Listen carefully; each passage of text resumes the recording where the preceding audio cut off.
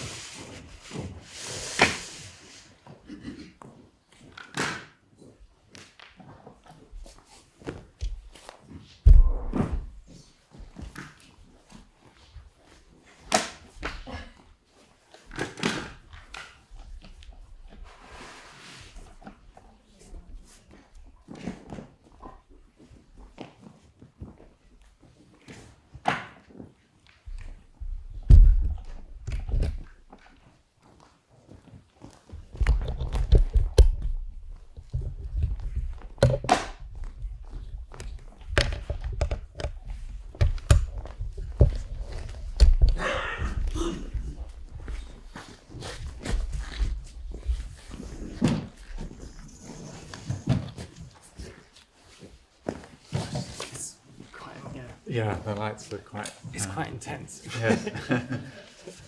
So this is Tim Parkinson, who created the quartet and thought about the theatrical element to it.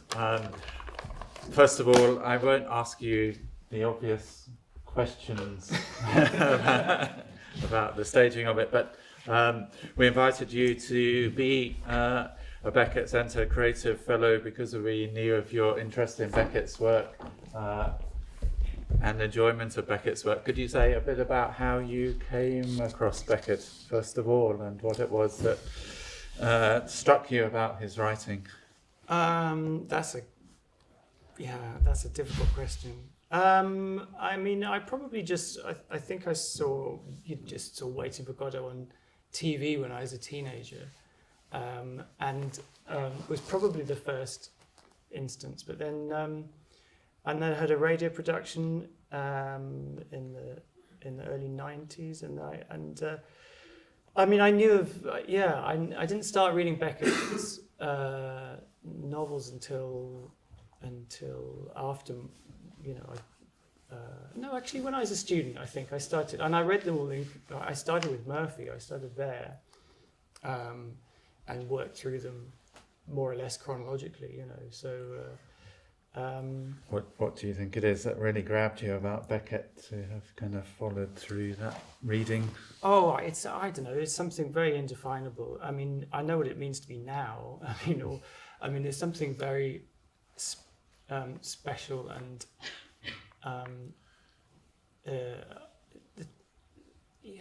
the obvious things about. That Godot is, you know, just the obvious things. That it's a, you know, nothing happens in the play, obviously, you know. Things like that absolutely attract me and draw me in, because it focuses more on what it is itself, right. And particularly, you know, especially of course with the novels, with all of them, but Watt in particular is a favourite, and Malloy. Right. But just really focusing, and the texts for nothing, you know, it's a text about itself. You know, for me, and that's what really draws me in, when it's not really ostensibly out to and you know, grab you with subject matters or whatever. It really draws me in. Okay. To think, well, what is this? About? It doesn't look. As well as, you know, there's the absolute lucidity of the prose. You know, the text itself is just crystalline, every, you know, sentence. Right. Yeah. So we gave you this task, didn't we? We said, you know, here is the archive, and we're happy to help you navigate your way through it. But can you say a bit about what really kind of attracted you, grabbed you in what you saw in the archive, and how you came to think about approaching it on your visits? Well, one of the first things you showed me was the Murphy notebooks. So that really was the hook, really. And I started to just investigate the prose notebooks. I went in, I mean, the archive, as you all know, is enormous and there's so much in there. But I decided to go in to Beckett's life when he was around about my own age. So that's around about 1950 for him. So I went into those notebooks and started there, and that's where I sort of really began my journey. I mean, I suppose you showed me the Murphy ones, but that's where I sort of began, and followed it right the way through to those, to the very final notebook. But I focused on the prose ones, and there's a whole, obviously, all the plays and the theatre notebooks are still waiting for me to explore. Seeing these notebooks as simple objects, as a record of their time. And I mean, I have notebooks myself, and I keep, they last for years, and I'm writing in them, and I keep them, and then they become treasured objects. But once they're full, then or they've served their purpose, then what's to do with them? Right. And it's clear, looking at some of these notebooks, that it seems to me that they bore the marks of having been carried around for years, with this work that's been slowly added to each time. Certainly, in the case of one, like the notebook for company is a wonderful example of that. That's a lovely thing, isn't it? Yeah, really lovely. So you were interested in Beckett's process and following through his kind of process from your old age until his death, as it were. But do you think it altered your own sense of what you were doing, your own process? In other words, what was happening in your notebooks compared to, what you were seeing going on there? I mean, to take an obvious way into it, but did it actually affect, do you think, your own thinking about your composition? Well, indefinably, yes. I mean, what I've been saying, I think, is that it's that sort of spending time with the notebooks is the closest that I felt that I could get to spending time, with the person, because you see the work unfolding, with the false starts, or the bits that are crossed out, or or the rewrites, or the diagrams, the doodles, of course, the blank pages, I was completely captivated by, simply because you just think, well, what wasn't, the potential. I mean, a blank page is a very inspiring thing for me. So just to see that in one of Beckett's notebooks, and I think, well, what could have been written on there, and why didn't you think, why are they blank? Why was this notebook abandoned and another one taken up? So it's. You can see the process of the work unfolding, and so in a way it was like, I mean, although the work is all written and it's finished, because you can see this time unfolding, it's almost like, it's happening now. So I would have my work that I'm doing, and I'd come along and see what he was up to, and compare, or not, just sort of have a kind of internal dialogue with just these comparisons of working processes and false starts and dead ends, and then finding a way through and running with it. These sort of creative processes are very familiar to me. You have an idea, and then it's trying to find a way to make it to work with it. Did you spend much time with the kind of the musical holdings, as it were, of which the Feldman stuff? And well, so a lot of the Feldman stuff is very familiar to me from obviously being a musician and a music student. I'd kind of studied that more so, so which is why this is so wonderful to have this opportunity, because I've never been able to sort of look at the X-ray of the construction of Beckett's work so much. But actually, I didn't look too much into other composers' work with him. A few things, mostly because I'm very much aware that like all, Beckett, like all art, is a kind of a private experience in our own heads. So I have my Beckett, and other composers have theirs. And so often when I hear other composers' responses to Beckett, it's not, it doesn't. I'm not comfortable with it because it's not mine. you know, or it's not the side that I'm interested in, or something like that. So that's also kind of why I didn't want to make a piece that was a kind of a direct, you know, translation or setting or anything like that of Beckett. I wanted to leave his work alone. It's you know, it doesn't need. Really, it doesn't need me to do anything or to hold, you know, for us to hold hands in public. Yes. You know, I just wanted to make something that went a lot sort of. It's in parallel, really. With I was working on it while I was visiting the archive, so for me, it bears some trace of that time spent, you know, and immersion. You know. What do you think led to creating a string quartet then, and a string quartet in kind of 4 phases? Out of that kind of engagement, I mean, were you thinking of Beckett's use of, you know, 4s, quads, etc.? Was that behind that decision? Well, I mean, a string quartet. You know, the string quartet is a haunted medium. You know, it's nothing says classical music like a string quartet. Really, I wanted to take that very specific classical music model of a string quartet, and it also seemed apt, you know, because of you know, I know of Beckett's interest in Schubert and Schubert's song particularly, but you know, the Death and the Maiden Quartet or the Beethoven, you know, the Ghost Trio. So it's this chamber music quality I wanted to have, really, you know. But you know, as I say, it's a kind of it's a haunted medium because it's, you know, a string quartet carries the ghosts of just about any other composer who's ever written for a string quartet. Right. Yeah. Going back to Haydn, you know. Right. So tell us why put the string quartet in a box, and what led to that decision?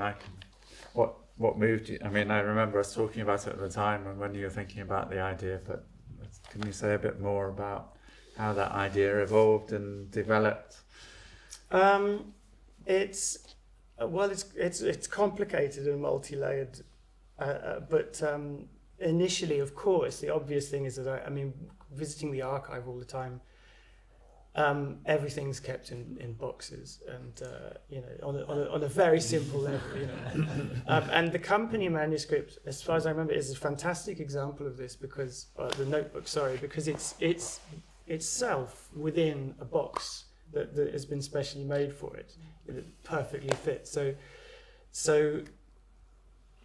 I mean, actually, I mean, now I'm working backwards, but with this image. But the notebook is in this box. Then when you know, the thing itself is kept within this envelope, which is then kept within this cardboard box, which is then put into this building, which in itself resembles a very large box. It's windowless, you know, and above and beyond that is the atmosphere and space, you know, and that's the reason for boxes, isn't it? It's just to keep things away from the elements, and to stop time having an effect on them, really. So they're kind of once you put something in this special place, it's sort of somehow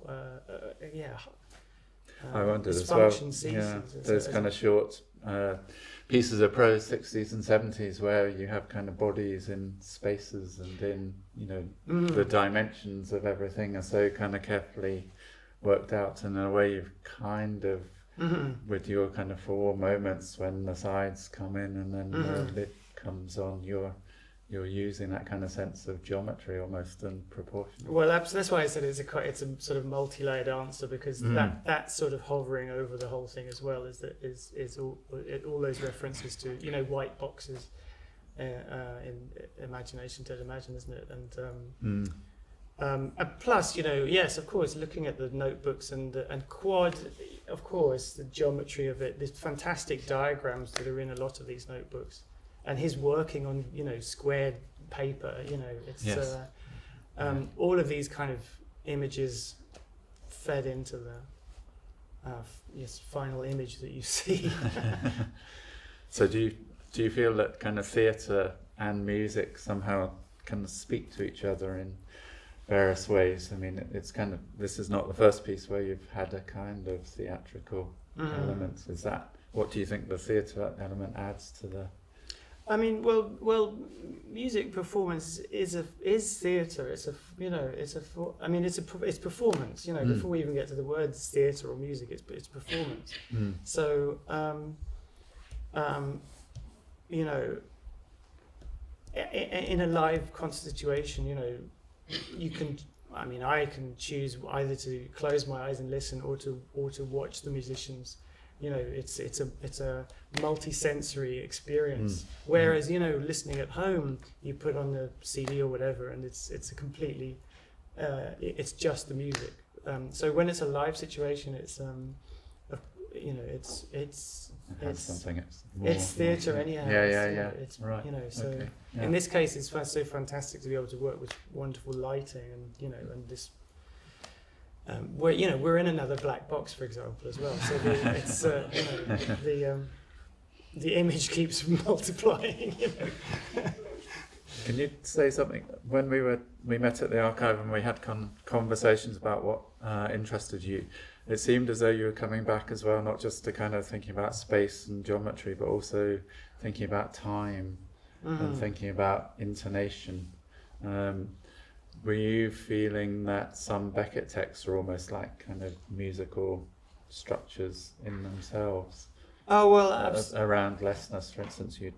Oh well, absolutely, yeah. I mean, I mean, one of the things I looked for was just recordings of Beckett's voice in particular, of which there are, you know, hardly any. But this beautiful fragment of him reading a quarter of the text of Lessness for Martin Esslin, with this delivered in a very, very, very matter-of-fact way, with these taps delineating when there's the paragraph or the end of the sentence. I mean, the first thing that struck me is that it's absolutely measured. There's a pulse behind it completely, and the pulse appeared to me to be, you know, pretty much 60 beats a minute, so which made me think he must be sitting there with his watch and just, you know, just doing it, speaking it in this way and tapping.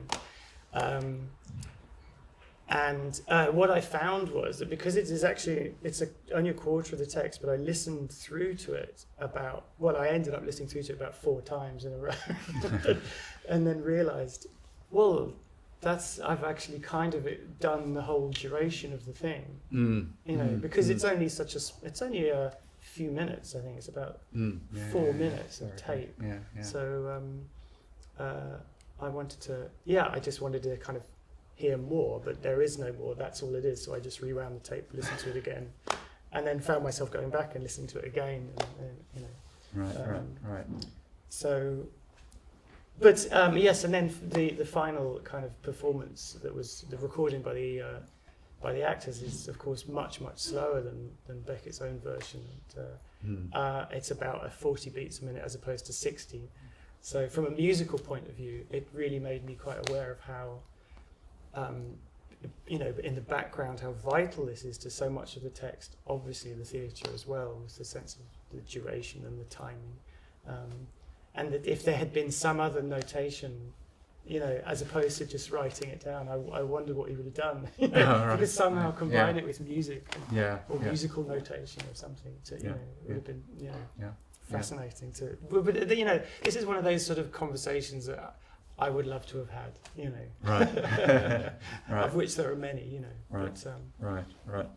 I mean, was Beckett the musician himself? I mean, he was a considerable musician. Was that also in your kind of thinking around, you know, how you approached his archive, as it were? Yes, I mean, I've read that, you know, about the repertoire that he liked to play on the piano, you know. So, and you know, we more or less got a broadly similar taste on that one. I like Schubert and Haydn as well, and the Chopin. I mean, he played the Chopin etudes, which are insanely difficult. But you know, I've had a go at them myself, and they are.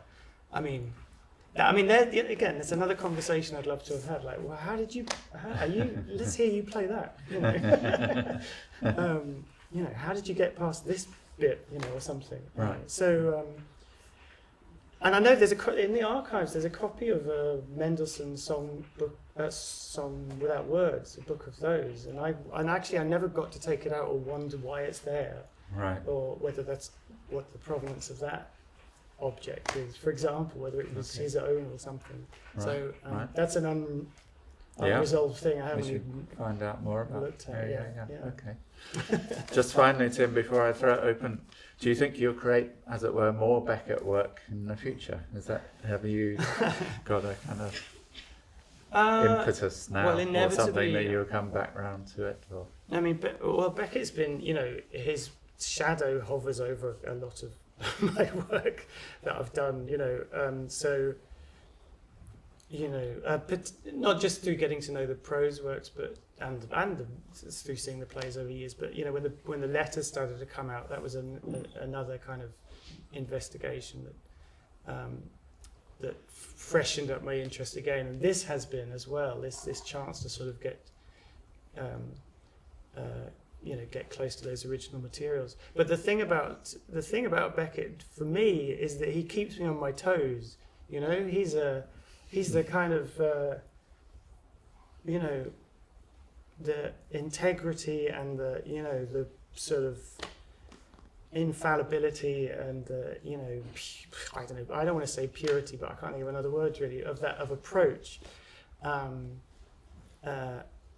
You know, is just, you know, that's the benchmark. You know, it's that. So you know, coming to work at the archive and looking at that and seeing the false starts was fantastic, because of course, you know, there was, you know, he's a human being as well, and there's, you know, there's bad work that was crossed out and ignored or thrown away, and that's as fascinating to look at for me. It gives me such encouragement, as well as these, you know, sort of you know, these kind of sculptural works of art, you know. Right. So Thank you. yeah. We can't really see you at all, but if anybody wants to shout a question out of the void about what Tim has done, or Tim's reflections on what he's done, please do that. Yeah. Is there a hand there somewhere? Yes. Yeah, maybe it's the closest hand to you. Thank you very much for the conversation and for a great performance from musicians. I do appreciate the kind of parallel between the descendal, ritual descendal in music and increasingly folk knocks. I have very kind of very technical question.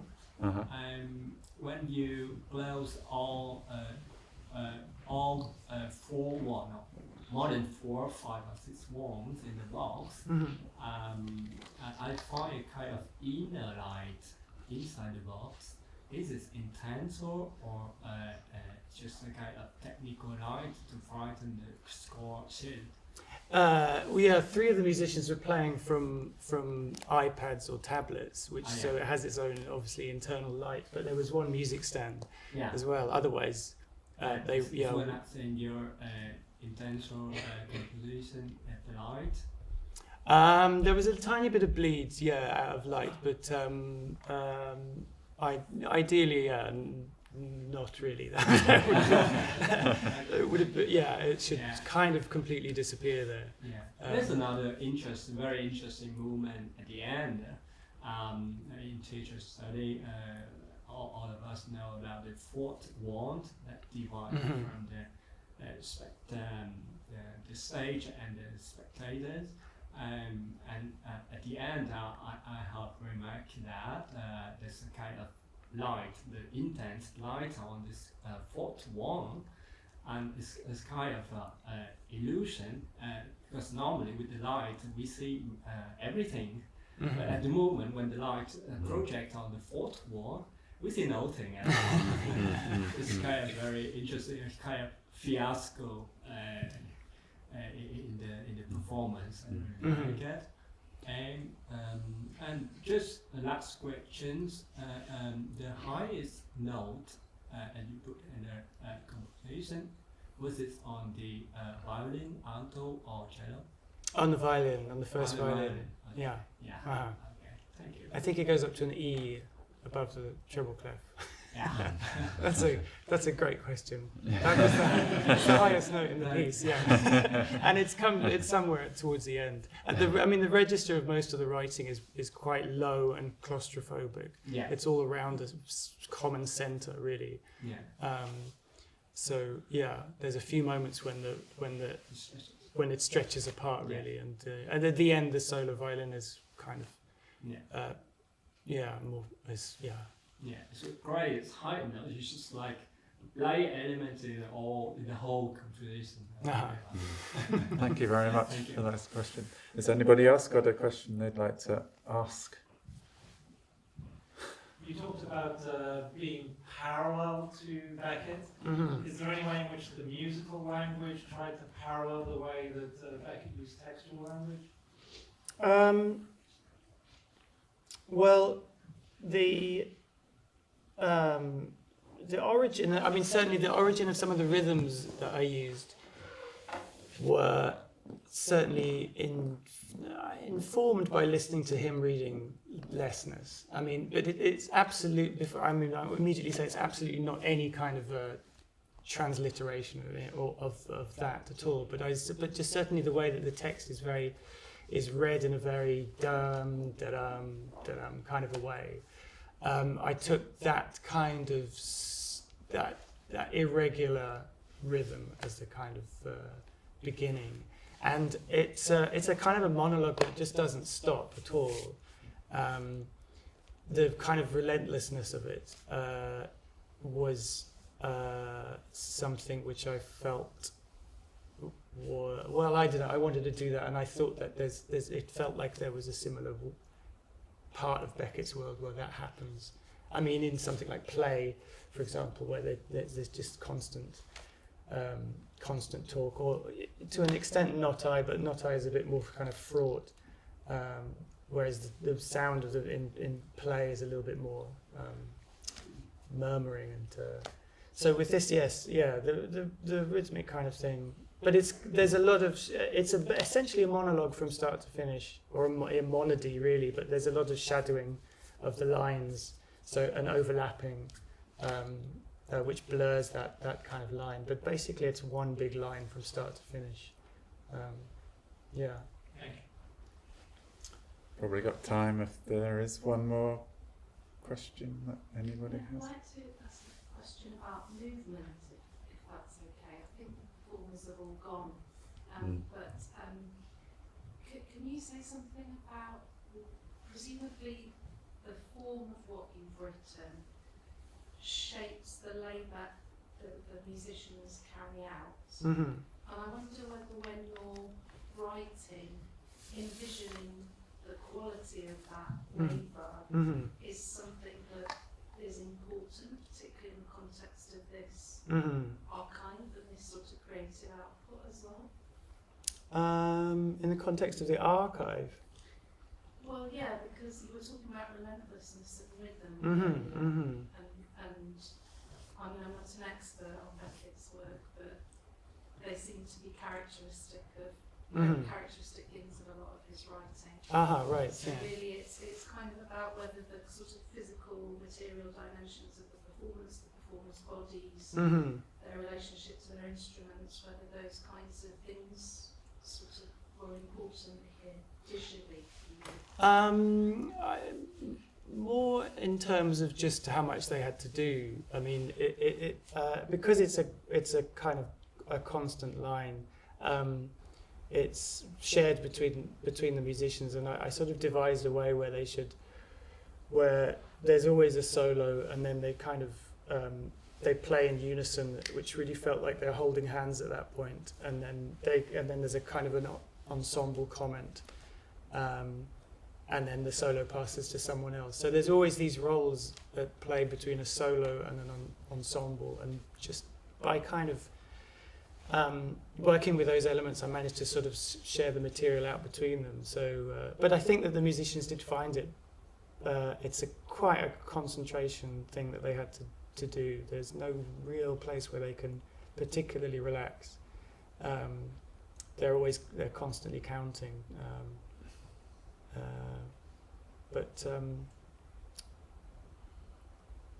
And for me as well, actually, even just listening to it, there's a lot of material in there that escapes my attention, and then I come back to it, and at different places every time. So because of its continuity. So I don't know. I don't know if I answered your question. Did they find it difficult playing inside the box? Well, they've gone now. I think.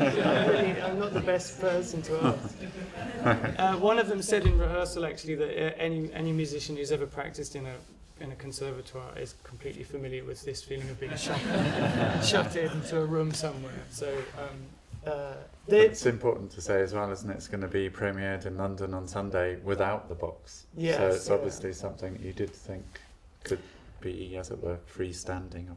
John? Having heard it tonight at its premiere, would you could tell us now, change anything? No. No. I can't, I don't really want to, I don't... Because you hear it in your head, like all composers presumably. But this will be the first time, or one of the first times, apart from rehearsals. This is in public, after all, it's a premiere. Yeah, and it's always just very different. It sounds different in here. I mean, it sounded different this afternoon. It sounds different with all of you listening to me as well. I wouldn't go back and change. I mean, I have when I was working on it, I did hear it. Bad electronic versions, just to hear how things lined up, and how things proceed. But no, it's incredible. There's a lot of richness in there that I'm still getting to know myself, and so I'm happy to. It exists slightly outside of my attention and my, as a separate thing that I visit myself when I'm listening to. So I wouldn't change anything. Is there a strong relationship between the chords, as you might call them, as played by all four musicians, and the solo melodies? Are they musically? They sound as though they go very well together. But is there a notational mirroring going on as well as our aural mirroring? They're kind of the chords at those points are made up of stacked versions of the melody, really. So that's what I meant. Yeah, it's the same melody, but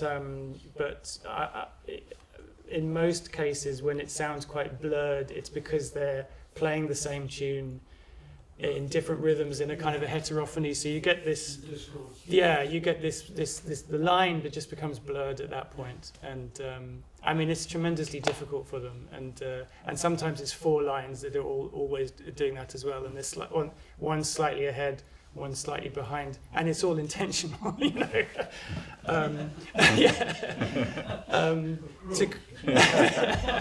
So yeah, they kind of, as an object, it goes out of focus for a bit and then comes back together again. And sometimes it's folded upon itself, and everyone's sort of competing a little bit for the same area, the same. Yeah. Did I see your question from Trish at the back? When the fourth wall goes up, which lovely materialization of that, but when the fourth wall goes up, did you anticipate that your audience would listen more intently, or be slightly more distanced from it? Part of the fascination with the box was just to see the change of sound that happened, all the way through. Really was to.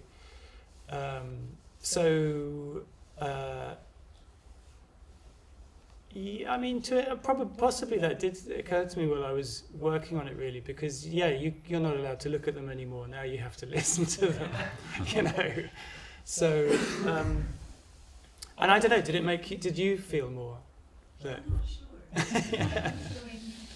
liked that the visual was removed, so I had to listen. But I saw it coming as well, so I was right. it's hopefully a pretty predictable structure as well. There's no surprises.